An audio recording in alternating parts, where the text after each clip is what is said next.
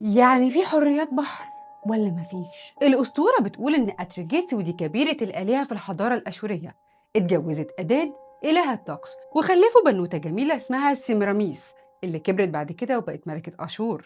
أتريجيتس كانت بتحب جوزها جدا، بس في حادثة مش مقصودة اتسببت في وفاته، ومن ساعتها إحساسها بالذنب ما فرقهاش ولا لحظة، وقررت خلاص إنها مش قادرة تستحمل وإن هي لازم تنهي حياتها، وبالفعل راحت للبحيرة عشان ترمي نفسها فيها وتغرق.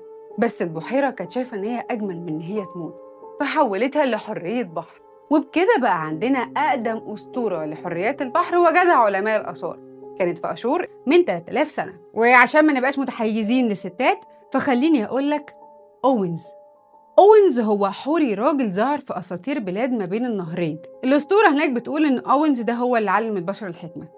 عايزة أقولك إن في معظم الحضارات ظهرت حرية البحر، بس في كل حضارة ليها اسم وقصة مختلفة. سيرينوكا ودي تبقى حرية البحر في الأساطير الأسبانية، بنت كل يوم تروح ناحية منحدر خطر، مامتها تقول لها ما تروحيش هناك عشان ما تقعيش، والبنت برضو تروح. الأم حذرتها مرة واتنين وتلاتة ومفيش أي سمعان كلام، يا بنتي ما تروحيش، يا بنتي هتقعي. الأم لما جابت آخرها راحت رافعة إيديها للسما وقالت يا رب اسقطها سما، وفعلا اتحولت لحرية بحر.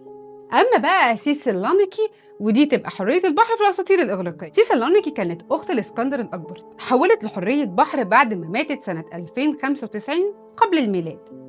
كانت عاملة شبه قطاع الطرق، كل سفينة تعدي في البحر توقفها وتسألها سؤال، لو سمحت هو الإسكندر الأكبر عايش؟ لو البحارة قالوا عايش وبيوسع الإمبراطورية بتاعته كانت بتسيبهم يعدوا بدون أي مشاكل. لو البحارة قالوا أي إجابة تانية بتتحسب غلط، وبتغضب وبتثور وبتعمل عاصفة كبيرة جدا في البحر وتكسر السفينة وتاخد البحارة تنزلهم لقاع المحيط.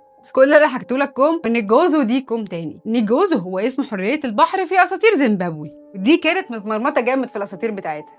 الجو حر، نيجوزو السبب. الجو ساقعة، نيجوزو السبب. حصل تسونامي في البحر، نيجوزو السبب. طب لو راجل اختفى؟